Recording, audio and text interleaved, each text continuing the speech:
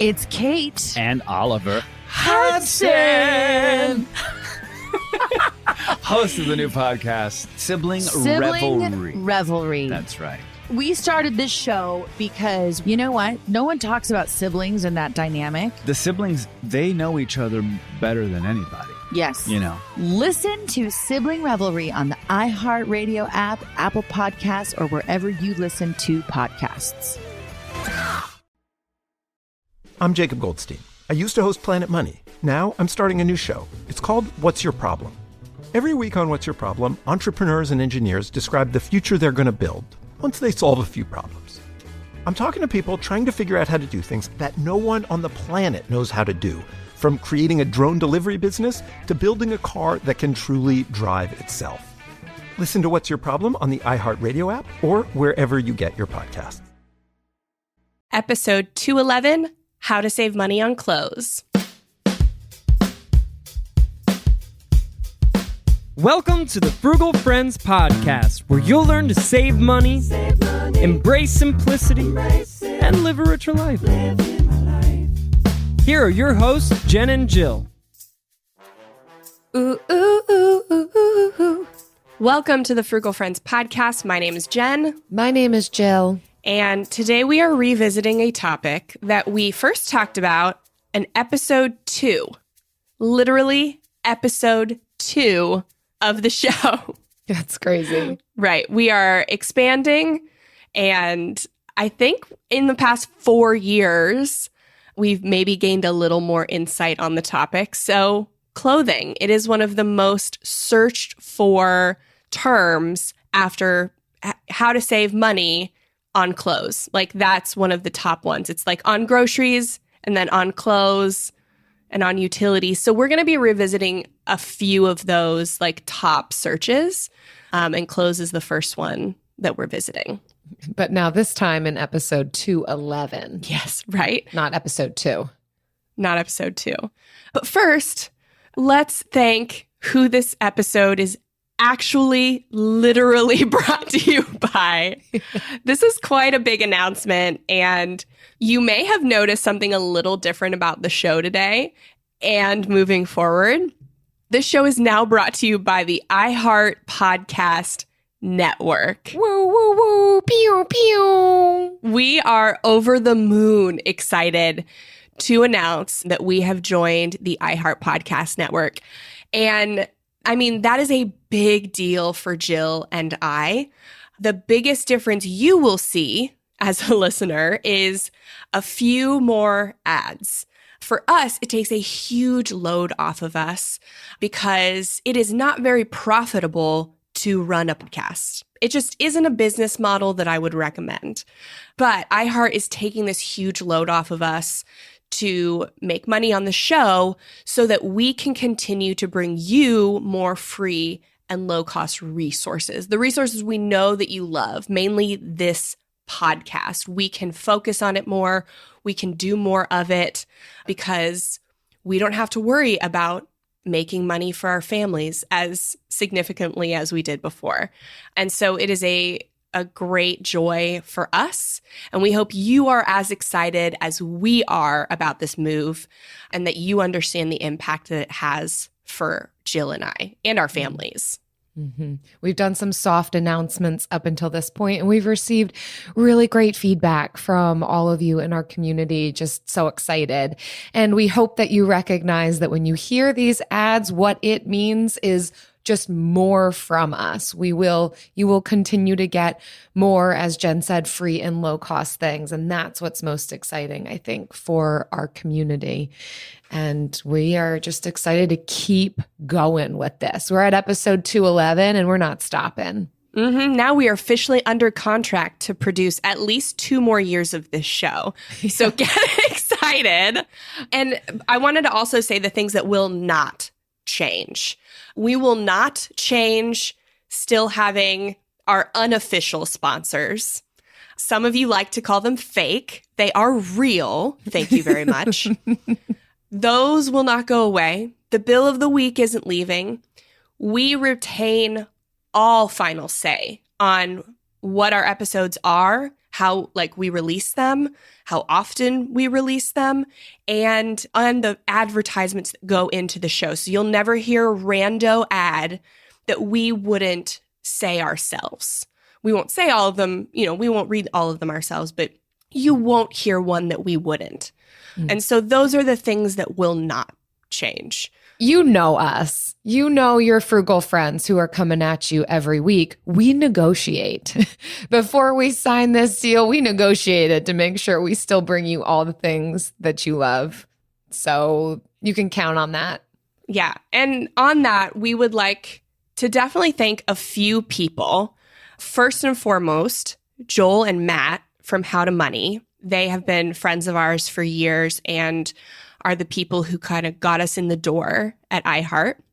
And then also Chris Hutchins from All the Hacks, who helped us greatly in teaching us kind of how to negotiate a deal like this, because this is unlike anything that we have ever encountered ever before. And so, big thank you to them. Definitely check out their podcasts, How to Money and All the Hacks. We're very grateful to them. And I'll send a big thank you to Eric Sirianni, my husband, who said one day to the two of us, you two should start a podcast together. And we said, no way. Yeah. But if we did, this was Jen, but if I did, I'd call it the Frugal Friends Podcast. And here we are today, folks. Yes. So big thank yous to the people who brought us here and you listening. We would not have been able to negotiate a deal like we did without you, without having you to bring along. And you are the greatest. I think the world of you. Yes, you listening to this right now, you. So thank you so much. So let's get into talking about clothes. There are a few episodes that you can queue up to listen to after this if you love clothes. The first one is episode 89, Letting Go of Material Possessions, with our friend Desiree from the Minimalish podcast. Another great show to listen to. And then episode 2, How to Spend Less on Clothing. So that one's a lot of, I would say, I wish we could switch the names of those, because this one's kind of how to spend less on clothing. And I think episode 2 is how to save money on clothing. So they may have flip-flop titles, but both are still good. And if you love saving money, episode 90, like how to save money on transportation, gas prices are high. So that'll help if you need to get to the store and buy clothes. It's just another way. So that'll help. It's just another way to save. So those are a few, 90, 89, 2. And we'll talk a little bit about how to spend less on clothing, and then also like how to do a full clothing shopping ban, which we love. Big fan of no spend challenges. So let's get into the first one. This is 10 ways to save money on clothes and it.com. What do you think of this one, Jill? Really excellent. I think it probably is worth going through all 10 of the ways. Some are overlaps, so some of them will go through a little bit quicker. But just to start out with, begin with a great tip, buying fewer but quality clothing. This is one that I will encourage for multiple reasons. Certainly, I think it's better for the environment and people, humanity, when we are not contributing to fast fashion. Now, that's not to say that just because something's more expensive, it is not a part of the fast fashion industry.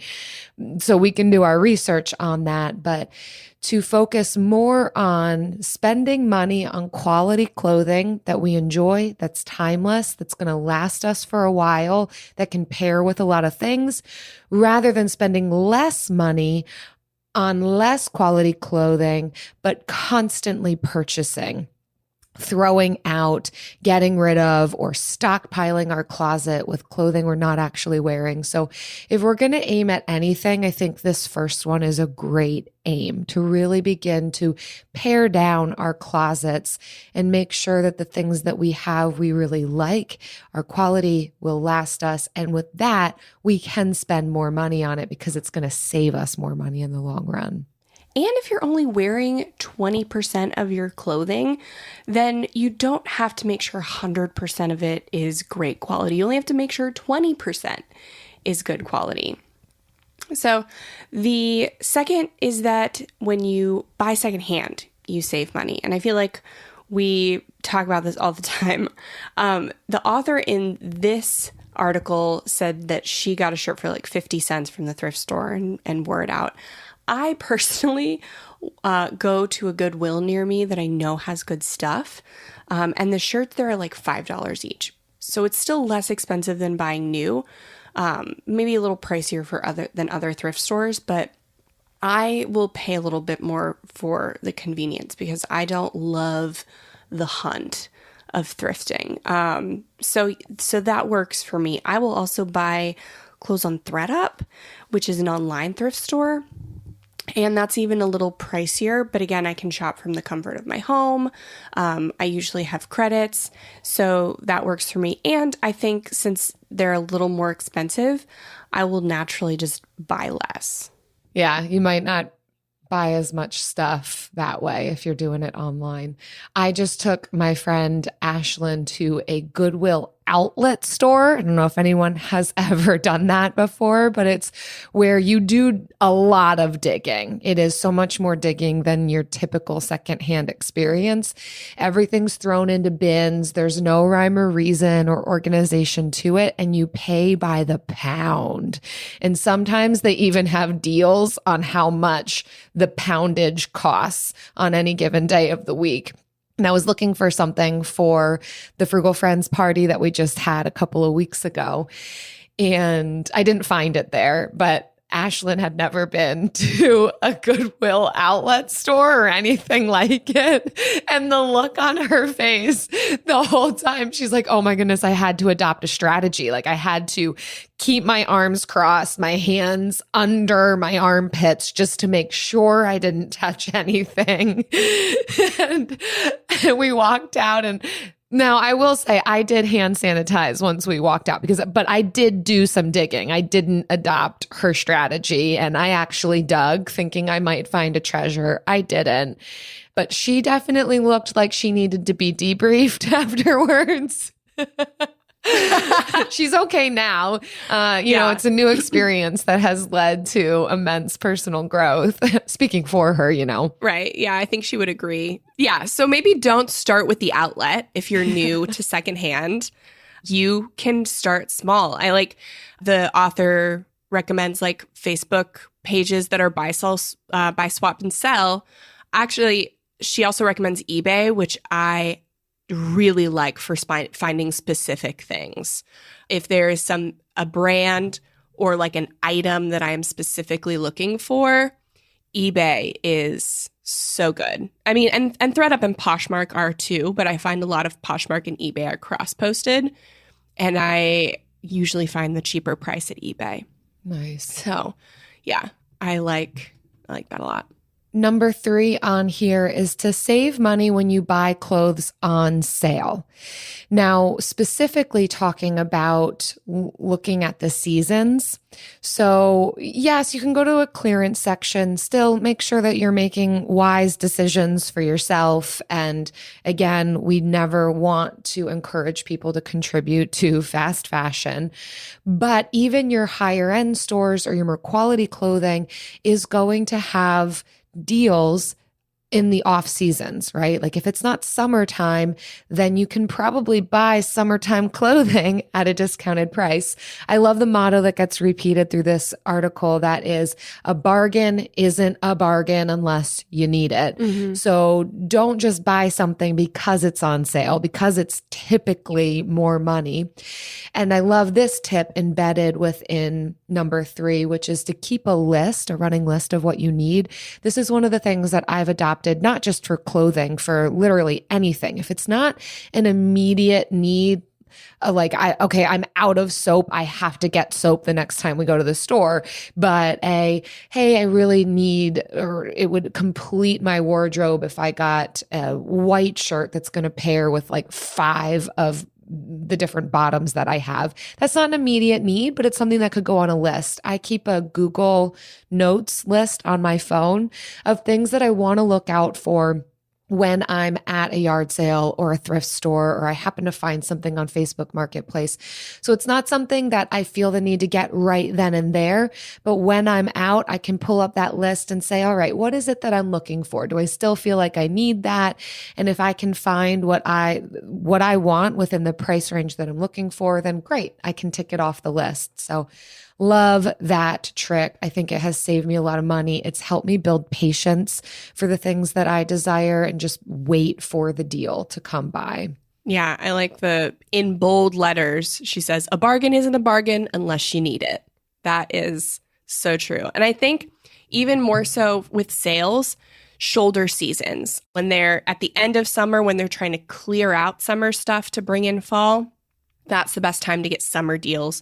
Versus if it's winter time, they assume if you're trying to buy a tank top in the winter, like you really need it for some reason. So there's not going to be a big discount on that. But when they're trying to clear out excess stock, that's when you're going to find the deals. So like shoulder seasons are the best. Fourth, this one I don't agree with, is to grab a bargain by shopping the outlet store. So I worked in retail and I know that outlet clothing is made specifically for outlet stores. So it's not like the good quality stuff that doesn't sell and then it gets shifted to an outlet. This is more like tester pieces. They're like testing if it sells. And if it sells in the outlet store, then they'll make the better quality for the regular store. So it's even faster than fast fashion, I think. So I don't necessarily love this one. I don't agree with number 4 because it's really even cheaper quality than the regular version of the outlet store. Number 5. And this one's a little bit of a meh one as well. So number 5 is you can find great deals through store memberships. I do appreciate that they say, if this is a problem area, definitely don't sign up and get rid of as many memberships as possible. But if there are brands or stores that you particularly like and there's something you are looking for, sometimes the stars can align where you get an update on a sale that's happening or particular access to a sale by being a member to that store. So this is, I'm on the fence about it. I know that there have been times where the place where I get my undergarments from happens to be having a massive sale and I'm able to get the things that I need. But like they say, there can be weigh out the downside of that. If you are a person who gets the mailers, the emails, the text messages, and it causes you to impulse purchase, then this is not a worthwhile tip for you. You're not going to save on clothes. You're going to spend on clothes. Yeah. So maybe I would even encourage you that if you are out, there's something that you are identifying as a need, something you want to be purchasing on, to look up that store and see if there's any coupons or deals or upcoming sales that they may be running and maybe hold off on purchasing. I know I do this. This is not clothing, but I'll do this with like craft stores if there's something that I need to get. This just happened for our party a couple weeks ago. I needed to get fabric to be able to hang in our garage and try and not let it look as much like a garage. And so we just looked up a coupon and found a coupon online, and I got like 40% off of the fabric because I was just able to have access to that coupon online. So I would say try that out more so than getting all of the emails from all of these different stores. 6 is to shop around online, because it's hard to shop online and not try on the clothes and then be scared that you can't return it. So here are her tips that I really like. Take your body measurements accurately, have them written down so that you know exactly, you can align it with the sizing chart, and like know specifically what sizes you are in the brands that you like the most and kind of like stick to those brands. This is very helpful on ThredUp because I buy a lot of Old Navy stuff just because it fits well. So I know my measurements and on styles there. Also, if I use the look and drape of a piece of clothing, we obviously recommend compostable. So 100% cotton, silk, stuff like that. The more you can buy that's compostable, the better. Try to stay away from synthetics. If you're buying new, like try to stop buying like synthetic materials. And then look for ways to save on shipping. Like whenever we shop on Amazon, we don't have Prime, so we make sure our cart is over $25 before we check out. I don't always try to hit the minimum for shipping. Sometimes I will pay for shipping just so that I don't accumulate that like more clothing just to get free shipping sort of thing. So sometimes it's worth it to pay a little bit more. Like I'll pay $6 shipping instead of a $12 shirt with free shipping. And I know that's kind of like anti-frugal mentality, but if I don't love the shirt, if I'm just buying it to like get free shipping, then it's not worth it to me. And if it's a $12 shirt, it's probably not that great of quality either. So yeah, those are some of the understand the return policy before purchasing. And then she says to sign up and get emails, but I say no. That's key. Yes, absolutely. Way too many people lose money by not paying attention to the return policy. But I thought the sizing thing was the best. Yeah, you definitely pay attention to like the cuts and understand what that means in jeans. Yeah. Stuff like that. Number 7, one that we'll move through quite quickly because it's an overlap, but again, buying quality and particularly highlighting timeless styles, things that will last. It's not on trend. I mean, it could be on trend, but maybe it's timeless, something that you believe could last a while. You'll wear it often. It can match with a lot of things in your closet. This is the think quality t-shirt, little black dress, great pair of jeans, like the timeless stuff. Mm-hmm. Yeah, this is probably get them in quality. My favorite one on here. Then 8 and 9, we can kind of combine those. 8 is borrow clothes from a mate. I love that. And 9 is host a clothing swap party. I love these. I think they help us rewrite the narrative that I have to get a new outfit for every event, or I have to go shopping when I need new clothes. Like very common narratives. But instead, we can rewrite those. Like invite a few friends over that all have similar sizes, styles. 3 to 4 people is usually enough. Host a clothing swap party, and you can even like check out what each other has that they don't want to part with, so you can know like what's available to all of you to borrow when there's an event, and make sure it's a mutual agreement. You're not just mooching off people, but that's why hosting a clothing swap party first helps. And we can start to rewrite those narratives that when I need something new, I must consume. Maybe when I need something new or want something new, you don't always have to need it. When you want something new, you can borrow or swap. I think even for the people who don't buy a lot of clothing, that it can be one of the biggest pitfalls is a particular event that happens. And I've got to get a new dress for that thing. And no, you don't. Because if the last time you went to a wedding was last summer and the thing you wore to that wedding still fits you, go ahead and do it again. Yeah, nobody knows what you wore. Nobody cares what you wore. Even if they know, they don't care. Yeah. Or borrow. I've done this plenty of times. Just what do you got in your closet? Let me wear it. Thank you. And thankfully, a lot of my friends know that I will absolutely take their sloppy seconds. So that's generally how I get new clothing, is from my friends desiring to not wear their things anymore. So thanks, guys. Also, I really like that they highlight this tip for children. We're primarily looking at this topic from the lens of clothing for ourselves as adults, but many of us also are responsible for getting clothing for our smaller humans.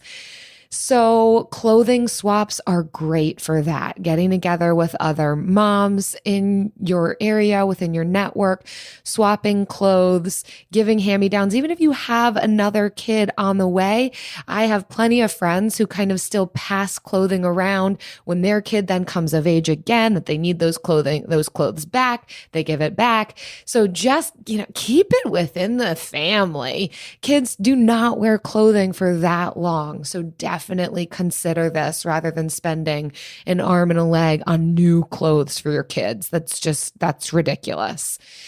This is, I think, a little bit less easy for our male listeners, our frugal male friends. the clothing options just aren't as great. Yeah, I notice Eric have a lot of issues finding clothing, and clothing swaps aren't as common amongst his friends, although sometimes they'll join in on the hand-me-down game. But if you've got tips particularly for male clothing, let us know. One of the things that I've seen work decently well is like Facebook Marketplace. Sometimes guys will get rid of lots of clothing. I've done that for Eric, and I've actually made more money off of selling Eric's clothes than selling my own clothing because it is so hard to come by. And the clothing section for men is usually a lot smaller at thrift stores and other stores. So, it helps them along the way in their own minimalist wardrobe. That's my summary. Yeah. And for our gentlemen that do have to buy new clothes, 100% natural fibers, cotton, wool, stick to those things. Mm-hmm. And finally, the last one on this list, which is also meh, is 10, save money by making your own clothes. Jill, I thought you would love this one. I love the idea You're the mender. Of mending our own clothes, sewing on buttons, making it continue to work. I don't actually think that it's cost effective to make our own clothing. I was just in a fabric store recently, and they're no dummies over there at the fabric store. Your clothing fabrics will cost you about $20 a yard, if not more. Granted, there's coupons, but by the time you spend the money on the different fabrics that you want, and then you put time into making it yourself, that's a labor of love. I would say, unless you are highly interested in fashion and it's the way that you make a statement with your clothing, great. But I don't think you're actually going to save money by making your own clothes. You will save money by mending the clothes you have. Yeah. Or taking a thrift style and upcycling it to be what you want. Yeah, I agree. Exactly. AI might be the most important new computer technology ever. It's storming every industry, and literally billions of dollars are being invested. So buckle up. The problem is that AI needs a lot of speed and processing power. So how do you compete without costs spiraling out of control? It's time to upgrade to the next generation of the cloud, Oracle Cloud Infrastructure, or OCI. OCI is a single platform for your infrastructure, database, application development, and AI needs. OCI has 4 to 8 times the bandwidth of other clouds, offers one consistent price instead of variable regional pricing. And of course, nobody does data better than Oracle. So now you can train your AI models at twice the speed and less than half the cost of other clouds. If you want to do more and spend less, like Uber, 8x8, and Databricks Mosaic, take a free test drive of OCI at oracle.com/strategic. That's oracle.com/strategic. oracle.com/strategic. Discover the heartwarming and hilarious world of sibling connections on Sibling Revelry with Kate Hudson and Oliver Hudson. You might be asking yourself, what is sibling revelry? Yeah, well, we just made it up. They'll have some laughs and maybe inspire some people along the way with universal tales of what it's like to grow up with brothers and sisters. We're full-blood siblings, the only full-blood sibling. In our family. Well, not in the world. I mean... No, in the whole world. That's just it. Like, no one... Dive into family tales and explore the human mind with guests like Joel and Benji Madden. And it's fun because we've decided to open it up, to really like all kinds of different siblings. And it's going to be an awesome season. It's more than a podcast. It's a celebration of the ties that bind us. Listen to Sibling Revelry with Kate Hudson and Oliver Hudson on the iHeartRadio app, Apple Podcasts, or wherever you get your podcasts. So let's get into our next article. And this is from Mint Notion on how to stop buying clothes for a year. And I love this idea because I can't remember the actual number, but we waste pounds and pounds of clothing every month on average in America, a lot of clothing, 5 pieces a month or something. And so I think we could all use a break from buying clothes. I think we could all, that's a very easy thing to challenge yourself with, is to go buying clothing. And so we love this article that kind of goes through that. Gives us tips on how we can do this. And so the first one, we've already mentioned it, but unsubscribe from retailer emails. Definitely. If you're going to try and not buy clothing for a year, then you don't need to know about the deals that are going on at all of your favorite stores. You don't need to do that to yourself. Nope. So unsubscribe, don't resubscribe, get them out your inbox, and move on. 2, I love this one. Unfollow people who influence you to buy stuff. So this is not just social media influencers who like show off all these cool things. Like we just had we're doing interviews for our annual summit spending symposium. And we were talking to Caroline Wenzel and about like comparison and jealousy spending. And we had this whole conversation about how rational, frugal people are buying things, mainly us, because we saw them on social media, not even from these influencers, quote unquote, but like from our friends. And it's because they seem more attainable to like quote unquote perfect lifestyle seems like it should be attainable because it's coming from people we know. And so it's easier to say, like, if you're looking at a beautiful magazine with all of these beautiful people and homes and whatnot, it's like, oh, that's for a magazine, that's perfect. I can never be like. But when it's people we know, we're like, oh, well, I should be able to attain that. And we buy these things and we are influenced by these people. And so you can very easily unfollow someone without unfollowing them. Instagram has a thing where you can mute someone. So you're still following them. They won't see that you're not following them, but you will not see any of their stories and or posts in your feed. And Facebook has, you can unfollow people on Facebook as well. It's very easy. Highly, highly recommend.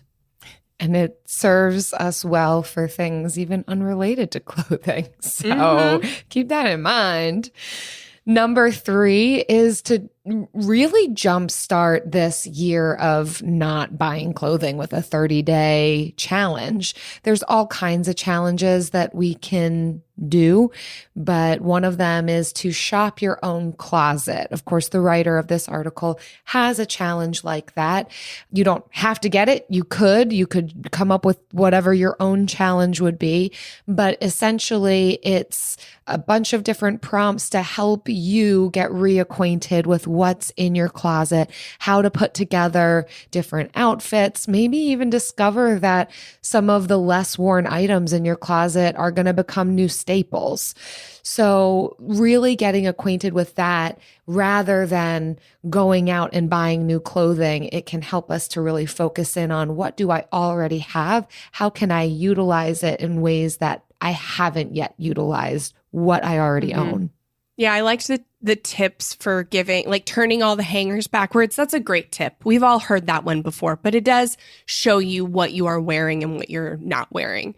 And it can help you be more intentional about rotating what you're wearing. So this can be a great way to see what you should get rid of and to show yourself like what you need to be wearing more of. 4th is to understand what clothes you need for your lifestyle. This is one that I actually I'm going through. I'm going through this really hard because my lifestyle is different from what it was 5 years ago or like. Oh, we were just talking about that on our girls' night. Yeah, it's different and it's a better different, but my closet still says like I'm a different body type.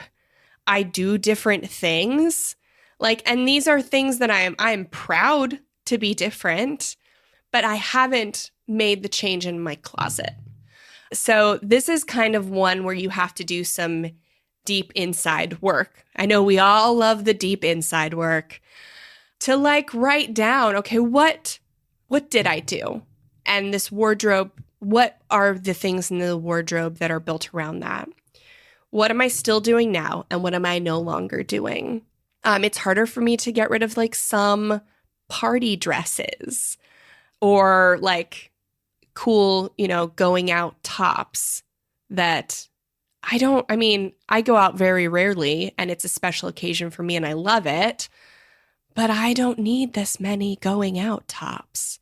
I'm coming to terms with that stuff. And then also getting the pants that I used to have, because I do so many more squats now than I used to. And I thought that would make my butt smaller, but it's not. It's having a reverse effect. So here we are, getting rid of some pants. Yeah, do the deep work. Yeah, do the deep work on this. That's real talk. We were sitting at a red light at an intersection on our recent girls' night, and it was like end of the day, and we saw this two females walk by in front of us. They had just ended their work day, quite obviously, in like downtown St. Pete, and they were looking so good, and they're business casual, coming from probably the amazing high-rise office that they work in, and we're just like, oh, we all work from home. We don't dress like that anymore. None of us are going into an office to even have clothing like that. It was just like a real-time example of, I don't need to have a ton of business casual outfits if I work from home. That doesn't mean that we can't look nice. I mean, I would consider myself to have a relatively minimalist closet. So I still like to get dressed and look nice for the video calls that I have throughout the day. But I don't really have to be that concerned about what shoes I'm wearing, which is nice.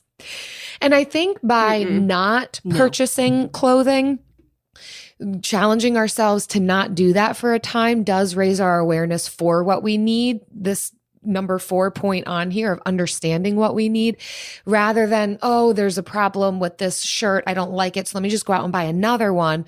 We can become more acquainted with what are the types of fabrics, fits, clothing that I gravitate towards. What about the clothing that I have can irritate me, annoy me, doesn't work for me, so that we can really understand when we do need to purchase again for whatever reason, we have a deeper understanding of making a good purchase and being sure that it's going to last a while. A simple example for me before I move on to number 5 is exercise clothing. I had even bought secondhand shorts. What I realized when I was exercising at one point was this thing was digging into my back as I was doing a lot of the like core exercises on the ground. And these exercise shorts had a zipper in the back. And there was no way to avoid that zipper digging into my lower back. And I realized in that moment, done. I am never, ever again going to purchase workout shorts or pants that have a zipper in the back, because all of my, like at some point, my workout's going to include that. I don't want to have to say, oh, am I doing floor exercises today? Let me make sure I wear the right shorts for that. Like they need to be versatile. So things like that, I think we can start to understand what's going to work best for me. I'm never going to buy any more pants that don't have a pocket. I have to have a pocket. We're done with the yoga pants that don't have pockets. That's just me. I'm getting fired up about clothes, but I wouldn't have realized that if I hadn't have given myself the time, rather than, oh, let me just go out and buy something that fixes this problem, versus really understanding what are the issues with my wardrobe. Is there a way to work around it, and be patient before I buy something new and make sure it ticks all the boxes.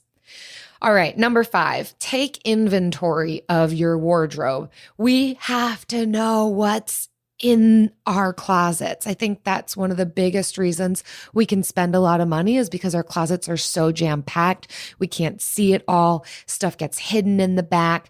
So actually look at everything that you have. Try and clear out the clutter. Make sure everything is visible so that you give everything a fighting chance before we get rid of or before we buy new. Yeah. I love that. It's like having an inventory of your refrigerator. Like you don't use what you don't know you have. Like how many people have like looked at the back of their or bottom of their drawer to find a shirt they forgot they had, or found a shirt or something in their closet they forgot they had. So I think this is a big reason why a capsule wardrobe or a minimalist wardrobe is really powerful, because then you always know what you have. But you don't have to have a capsule wardrobe to do this. So you can create your own inventory and your own menu of outfits, essentially. Next is number 6, get creative and rethink how you see your clothes. So the author says she would look in her closet and see the same thing and say, I have nothing to wear. And that's because she was looking at the 20% of things she always wears. So she challenges us to wear something you wouldn't normally wear. So something from the other 80%. And to mend clothing you may not be wearing because you're procrastinating on fixing it. And she says that the feeling of finally putting a button on a jacket that's been missing it is so gratifying. And I think I would agree. I don't mend clothing a lot, but when I do, or when I have it mended, I do really feel good that now I can rewear that thing and it's not going to end up in a landfill or me spending more money to replace it. And this one was already said before, but number 7 is to borrow clothes from friends or family. So if you've got an event coming up that you need something special for, borrow clothes. If you're going on a vacation and you kind of want something new, but you don't want to spend money on it, ask to borrow a bathing suit cover up or whatever it is that's going to make it feel special and new to you, and give it back to your friend or family member when you get home. This one may be a little awkward, especially if you're an introvert, or if you're not the same size as your friends. You have to branch out and ask some people you're not as close with. So maybe you've got your close friends and then you have your clothes friends. Because not every relationship has to be a best friend relationship. There can be some that you just have an agreement on that, hey, we like each other. We also wear the same size. Let's try to exchange clothing. And that's a win-win for everyone. All right. And then we've got 8, find healthy ways to distract yourself from shopping. And this is great because it gets into the psychology of a no spend challenge or a shopping ban, because if you just try to take away something, you have to refill it. If you take an event out of your schedule or your lifestyle, you have to be intentional about what to put back into it, or you will inevitably go back to unhealthy habits. So if you realize, when I feel bored, I go shopping in person or online, you have to decide, when I feel bored, I'm going to now do X or Y. So identify what you're feeling or doing before you go shopping. Write it down. Write down what you will do instead so that you don't have to think so hard in the moment, because that's going to be your weakest point. And so that's why it's important to plan ahead. And it's important to say it has to be of equal value. You can't say, instead of shopping, I'm going to do 10 push-ups. Nobody likes push-ups, so that's not going to work. It has to be of equal value. Number 9 is kind of related to this idea, something you could do with that desire to shop, which is make a shopping wish list. So it's an action item that you can do, but it helps you to put it on pause rather than immediately going and buying that thing.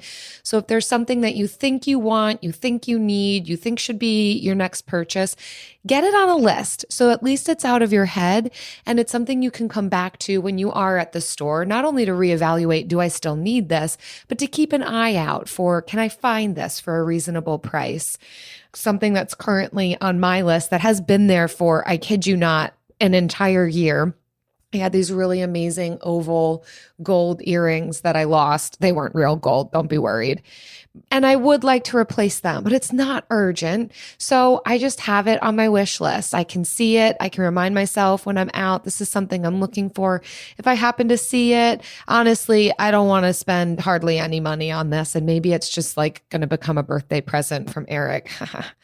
Then that's where it is. It doesn't have to take up brain space. I don't have to immediately purchase it. I'm just being patient for a replacement for my oval gold earrings. And this last one is 10, understand your shopping triggers. So I kind of just touched on this, but understand why you shop. So our emotions and our environment can impact our behavior. I touched on emotions, but environment can be just as powerful. Is there one friend who you always go shopping with? Are you always going shopping with your mom? Is that what you guys do together? Figure out times it's out of boredness, sadness, anger, or even like something good happens to you and you celebrate with shopping. Or is it after watching a particular television show or seeing a certain friend or family member who makes you want to like drown your sorrows in retail therapy? It could be anything. I think I've personally experienced all of the above. So yeah, identify the preceding event or emotion before you shop and identify it, and then replace it with something that is healthy. Do you want to know what's not boring and is a healthy celebration? Oh my gosh. And it always brings me joy, but not joy that makes me want to shop. The Bill of the Week.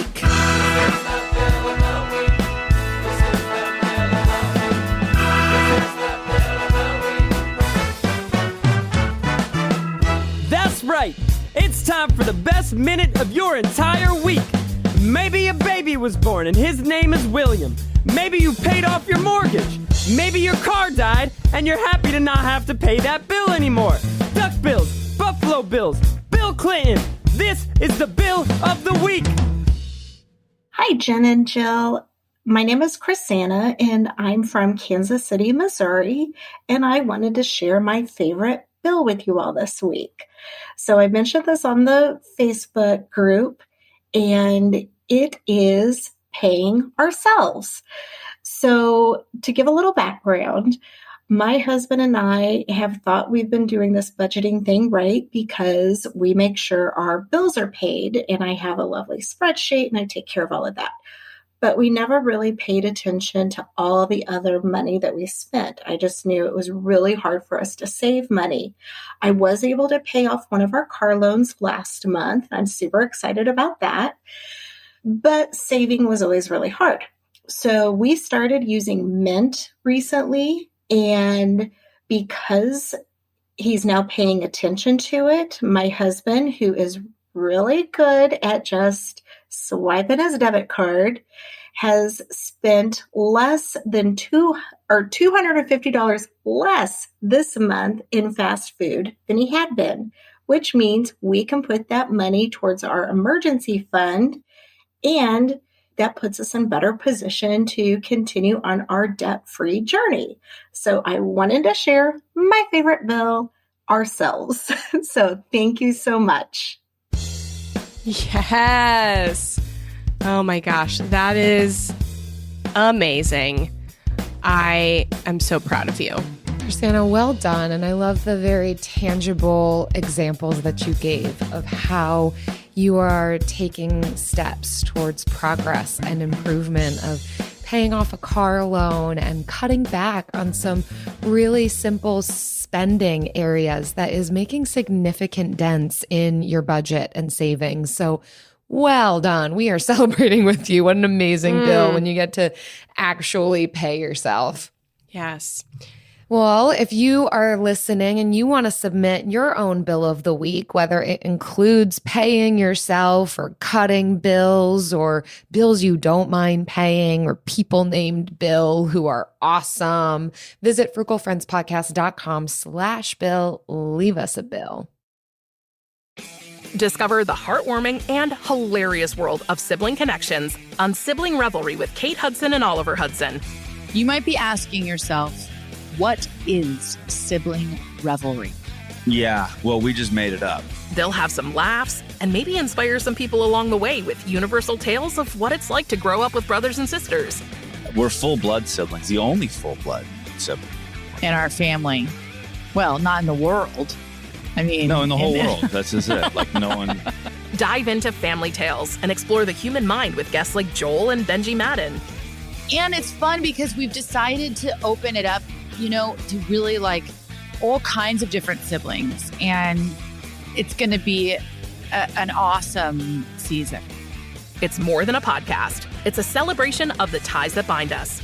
Listen to Sibling Revelry with Kate Hudson and Oliver Hudson on the iHeartRadio app, Apple Podcasts, or wherever you get your podcasts. From the studio who brought you the #1 podcast, The Piketon Massacre, this is Murder 101. A group of high school students started a project to research a string of unsolved murders. Those murders happened in the mid-1980s. He's out there doing stuff. He just didn't stop. Everything that the students predicted through their profile turned out to be accurate. Redhead killer profile. Male, Caucasian, 5'9" to 6'2", 180 to 270 pounds. Unstable home, absent father and a domineering mother. Right-handed, IQ above 100, most likely heterosexual. There is no profile of this killer except for the ones the students created. Just because some of these women no longer have people to speak for them does not mean that they deserve to not be spoken for. What if this guy's still alive? Like, what if he comes after us? I said, are you going to kill me? And he said, yes. Listen to Murder 101 on the iHeartRadio app, Apple Podcasts, or wherever you get your podcasts. And now it's time for the lightning round. So there are 2 questions today because I couldn't pick one I liked better. And so you can answer both or just one, Jill. What's your most favorite piece of clothing that you own?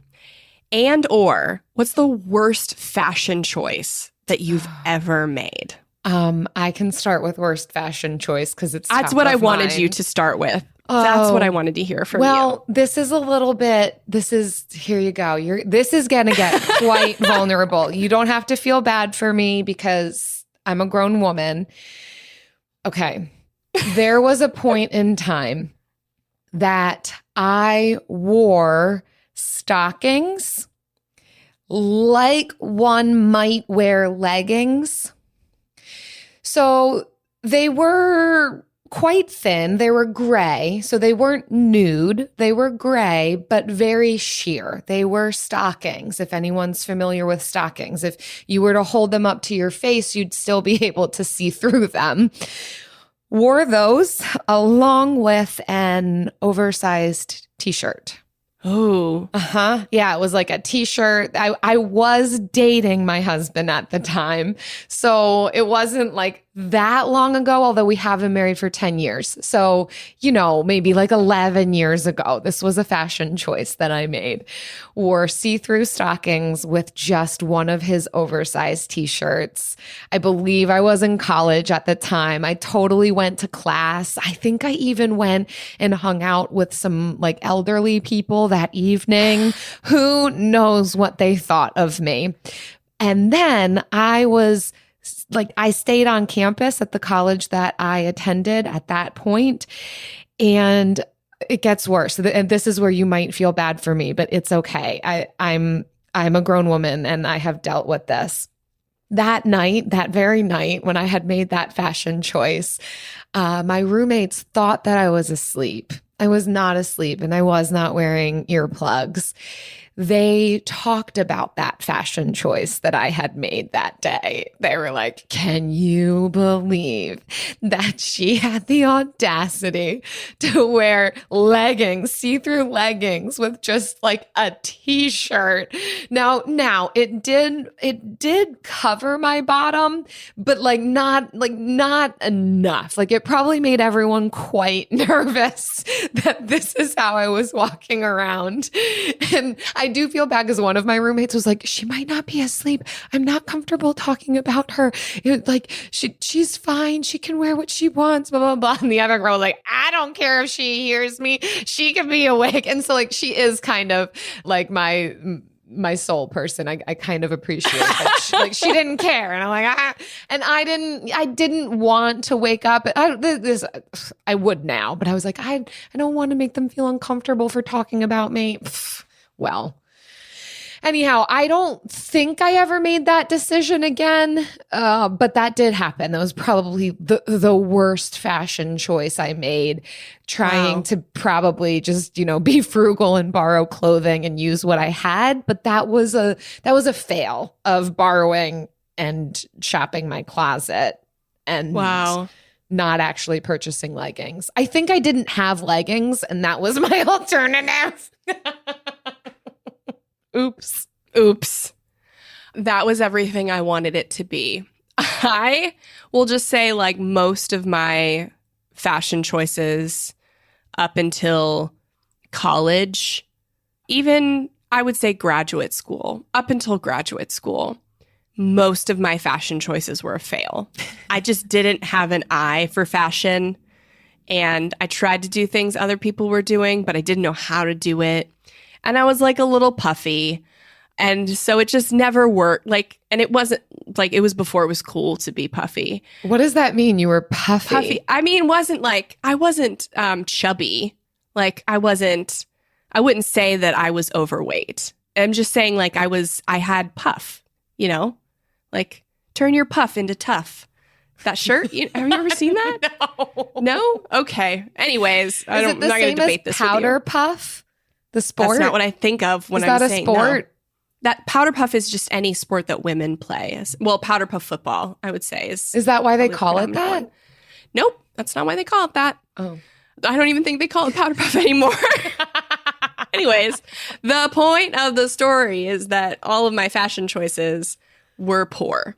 But I will say that my most favorite piece of clothing now that I own, and I own probably 3 or 4 of them because I love them so much, black tank tops.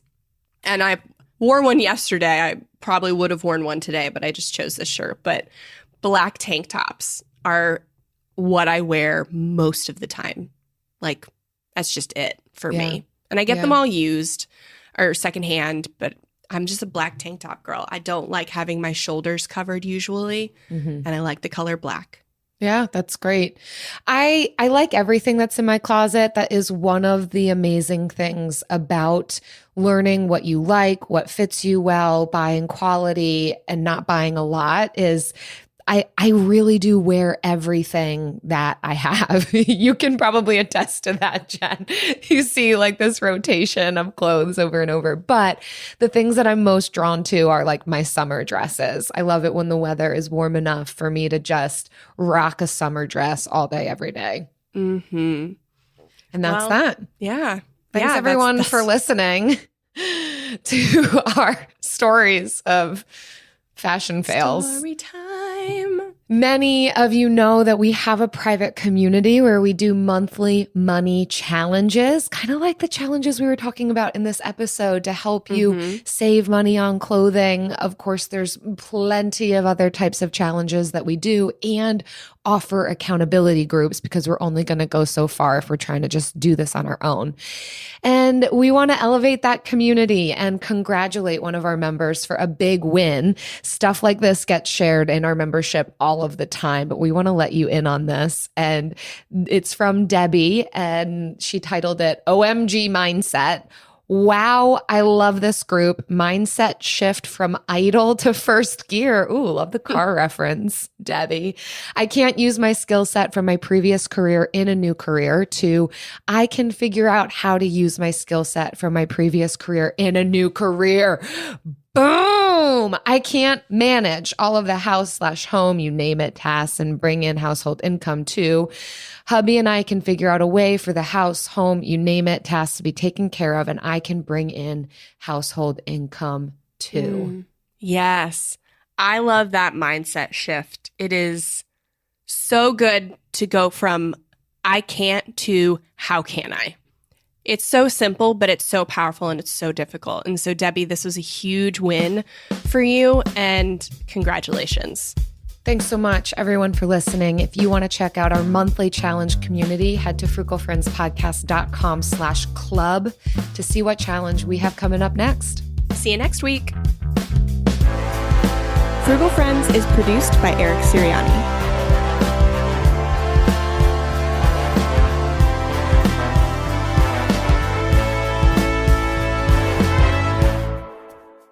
Jill.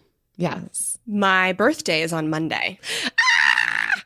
And that means we will no longer be the same age. For like a month. You'll be older and wiser for like... There's 3 months. Ooh, yeah, I'm older and wiser for 3 months a year. You are so much older than me. That's right. Yeah, I am Next week I should probably impart my elderly wisdom to you. That's true. You don't have it yet. Not until I don't have it yet. You're no. actually the next age. Are you still on this idea of wanting to bike 33 miles for your 33rd birthday? I would love to, but now that we've we're in the process of getting this house, which hopefully we'll have by the time this episode airs. I don't know. I'm not saying anything. Who knows? But it's going to take a lot of renovations to get up and running quickly. So I will not be able to train for it. Mm-hmm. So no. But I do want to ride my bike more. So I am committed to that. Yeah. Nice. Okay. Yeah. Well, then what do you want to do? I don't know. I haven't thought about it yet. It's still technically a month away because we record these episodes very early. So I've got a month to plan. Mm-hmm. Yeah, I got to think about it. Well, I'll leave you and think about it. Bye. Discover the heartwarming and hilarious world of sibling connections on Sibling Revelry with Kate Hudson and Oliver Hudson. Dive into family tales, explore the human mind, and laugh with guests like Joel and Benji Madden.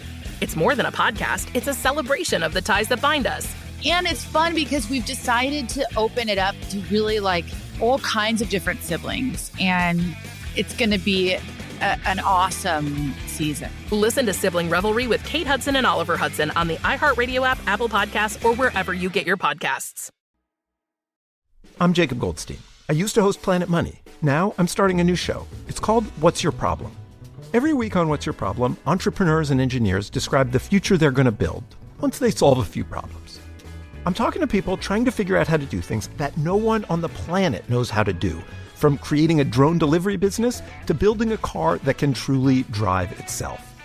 Listen to What's Your Problem on the iHeartRadio app or wherever you get your podcasts.